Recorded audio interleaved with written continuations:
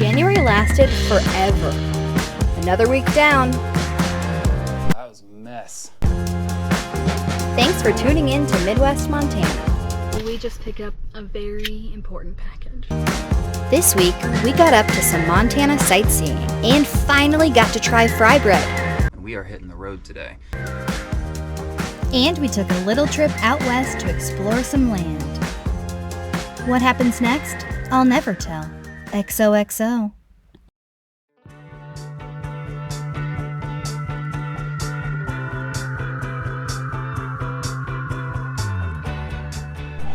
That was a mess, but got most of it done.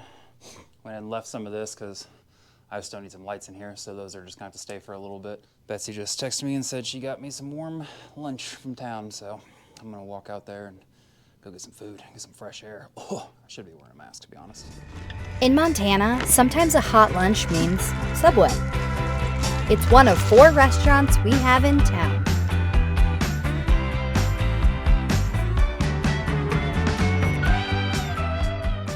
Alrighty.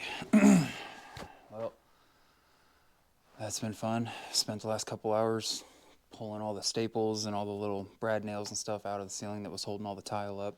And tomorrow I think we'll start disconnecting some of this lighting and start running wires for the new lighting. It's getting a little late in the afternoon, so I think I'm just gonna clean up a little bit and call it a day. So I got I got the sheets all cleaned, and finally I got the duvet cover back on. And look what happened while I was waiting, while I was putting on the duvet cover. Oh, heck. Apple. Don't even try it again. Hey, you leaving little footprints everywhere? It's nighttime. Betsy just got home a bit ago, and I don't think she feels like cooking. I don't feel like cooking. So we're gonna go in town and just get some dinner. We got some shopping to do too, so.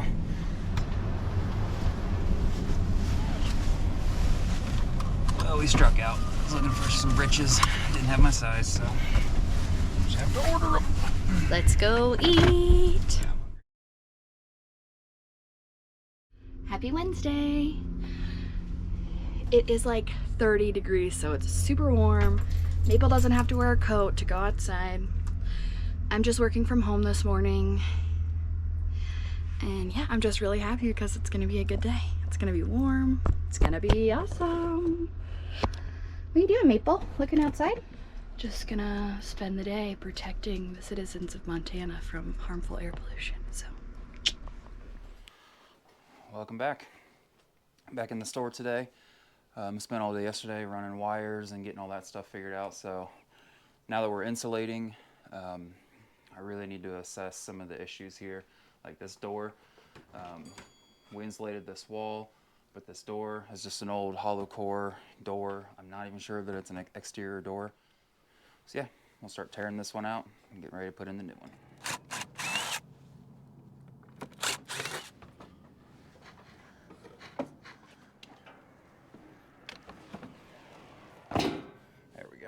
Looks a lot nicer. We'll cut a little piece of cedar to shim up under there. That way we have something to caulk to, and then we caulk to the concrete so no water can get back in there. That crack where the wood shim was? Yeah.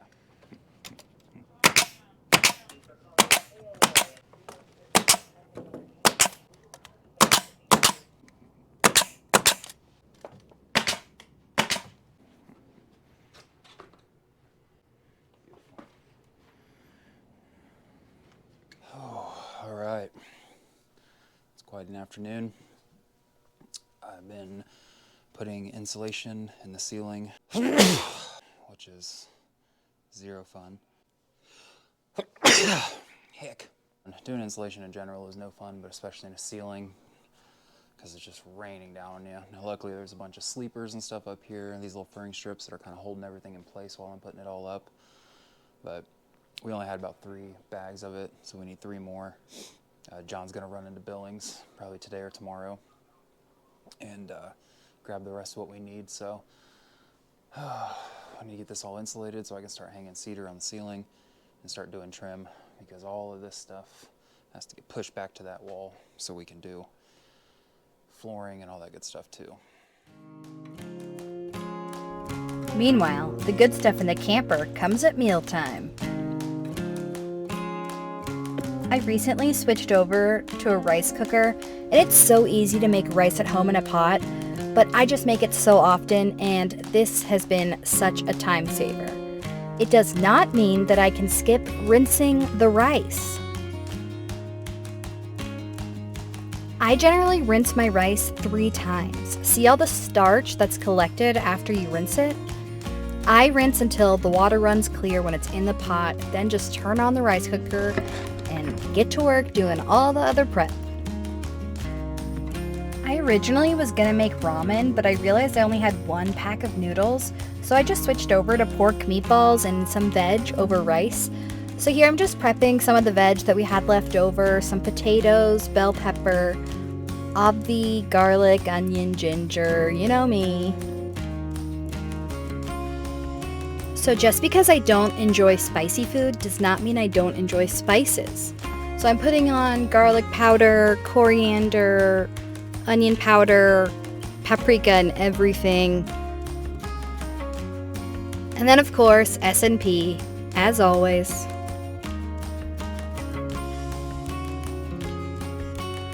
So this is our Stanley cookware. All of the pots and pans nest together up in the cupboard, and it is super convenient to have.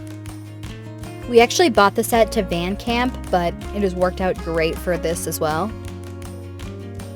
Okay, so here I'm just putting in the eggs to boil. I'm trying to get a soft boil. Everybody said it's to do 6 minutes, but I have not found very consistent success with this. Anyways, when they were done boiling, I ended up just reusing the water to do a quick parboil on the potatoes. To put together the meatballs, I used leftover pork sausage, all of the spices, and a little bit of panko, and I didn't have an egg, so I just ended up throwing some vegetable oil in there in substitute for the egg. I hit it with some soy sauce and some rice vinegar. I took the meat out, and then I threw all the veg in. Alright, I am peeling a jammy egg. Yeah. So it's like hard boiled, but not. Soft boiled. Soft boiled egg. And I am peeling this, and that is not coming apart as well as I thought it would. So if you have any suggestions on how to peel a soft boiled egg, leave them in the comments. It wasn't the planned meal, but it tasted great.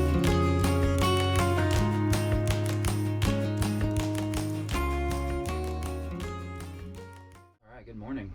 It is Thursday. I took the day off, and I have to go into Billings to meet with Betsy, who's taking a half day from the office. And we are hitting the road today. We got to go about an hour or so southwest of Billings to go take a look at something. There's been a lot going on behind the scenes about the next step in this adventure moving west. So that's what we're going to do today, and we're going to see if it's something that we want to pursue. So I got my coffee, animals are all fed, van's warming up, and yeah, let's get moving.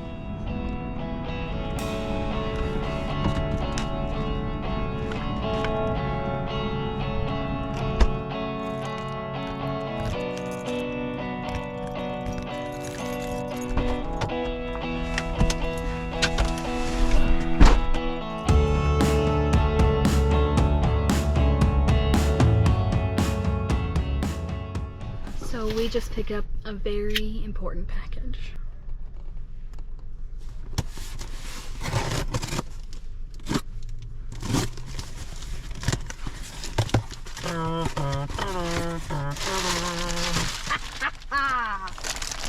Yeehaw! Girl Scouts, baby. Caramel Delights? Yes, Samoas. These are the new ones. What's that green one? Coconut. Toastier. French toast inspired cookies dipped in delicious icing. Toastier. Toasties! Sure. Got some lemon ones too.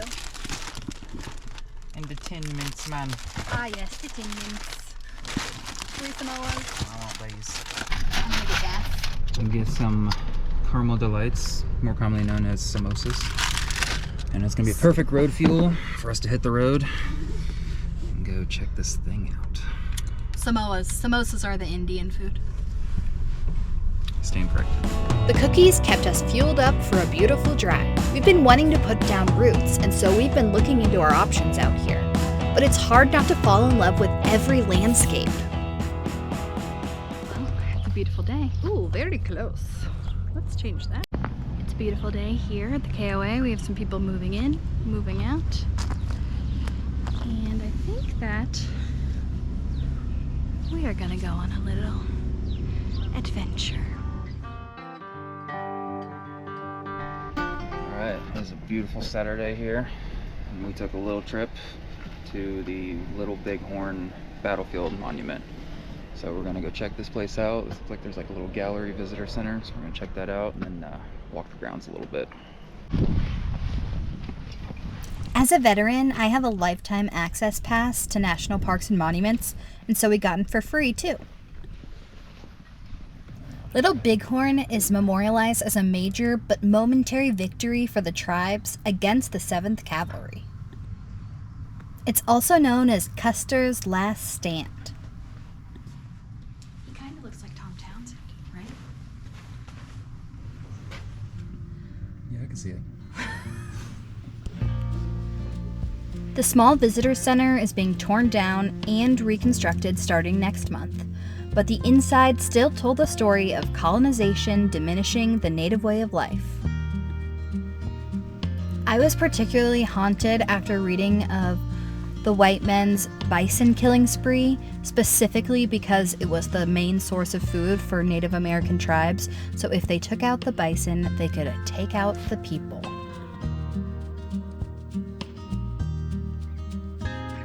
There were some famous Native American warriors that fought in the Battle of Little Bighorn, including Crazy Horse, who you may know. The reason you may know him is they're carving his face into the outside of a mountain.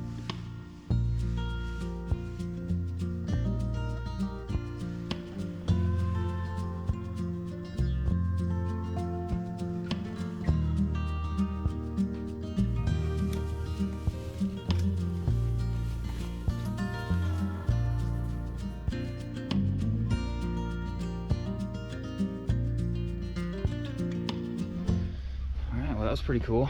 Picked up a little souvenir.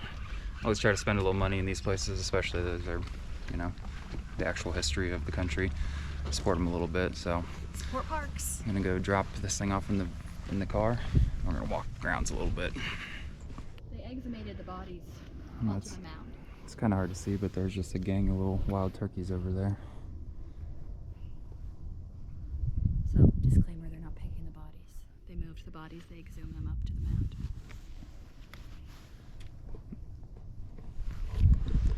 This is actually the 7th Cavalry graveyard. It's a faux graveyard, but nonetheless. Well, that's where they were.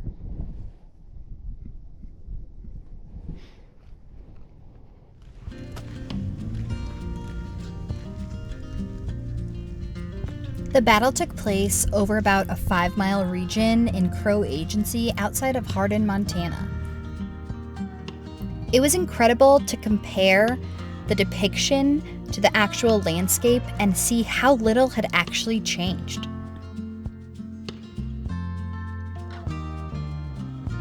Custer led the 7th Cavalry into a native encampment that had about 7,000 troops of natives in it, so it's no wonder he got his ass beat.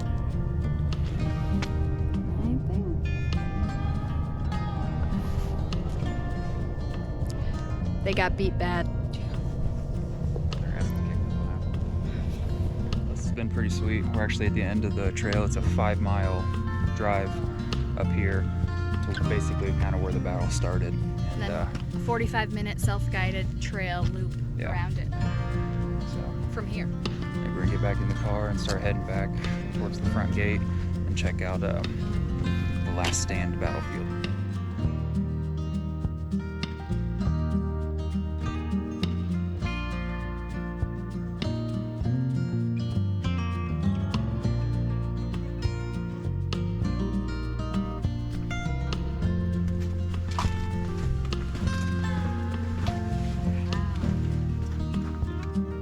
This part of the park is in memoriam to all of the tribes that took part in the battle.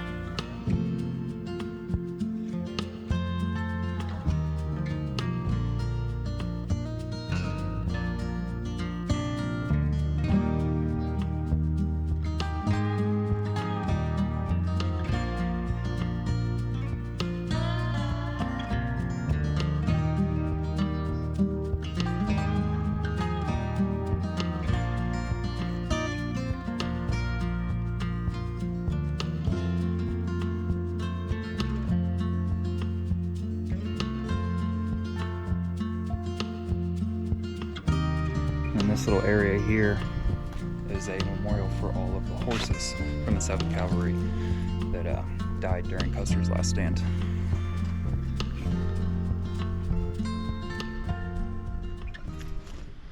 So anywhere here on this vast battlefield that a native warrior fell or the remains were found, they have these granite headstones. Now, obviously their bodies aren't there, but that's where their remains were found, so that's where they put their memorial. There's little offerings in front of them and stuff too. And it's kind of hard to see, but there are these little white markers out here. Those are marble headstones, and those are there to represent where 7th Cavalry bodies were found. And they're littered throughout this whole battlefield. Not so many granite ones though. Alright, and this is actual last stand hill. So it's right here by this big monument on top of this hill that Custer's forces made their last stand. And as you can see by all these little markers,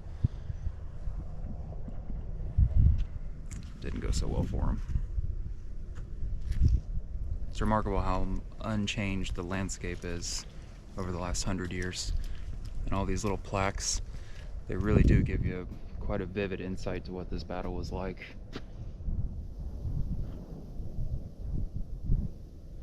Alright, pretty incredible little excursion for the day. Betsy abandoned me and went and jumped back in the Jeep. I think she's hungry.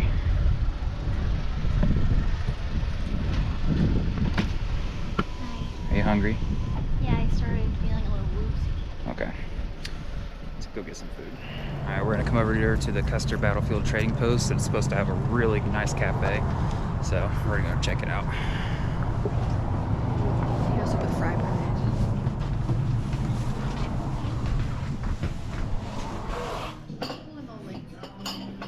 Thank you so much. Yeah, okay, so ketchup and mustard. Thank you.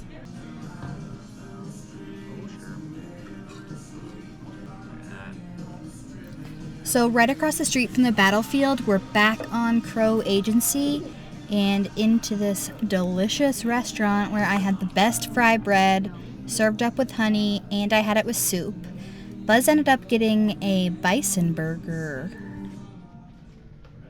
After we ate, we took a look around the store. It was never ending.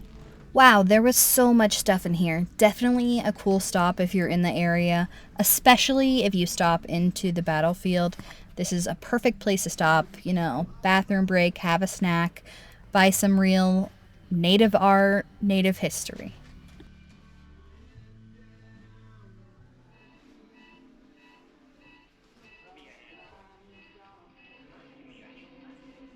It was a good stop. Yeah. I'm full. That buffalo burger was incredibly tasty. Fry bread, I will be leftovers, Are you driving or me? a couple little souvenirs you can drive. But I think that's about as much excitement as I want for one morning/afternoon.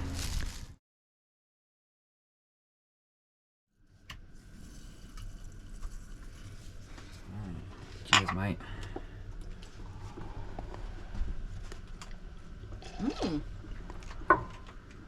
My hair's already growing. They're chia seeds. Okay, so I ran into the door. I'm about to cook up some burgers, and it's exciting because it's local beef. It's literally made from like a mile away. I see these cows on my commute. That looks great. I think it's gonna be good.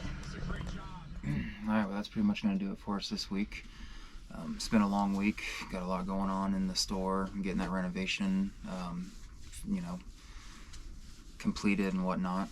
Yeah, and we got some exciting news, and we hope to be able to share that soon. So stay tuned. I'm looking forward to it. So this is where we're gonna let you go. So we'll see you on the next one. Remember to hit the like button and subscribe if you liked today's video.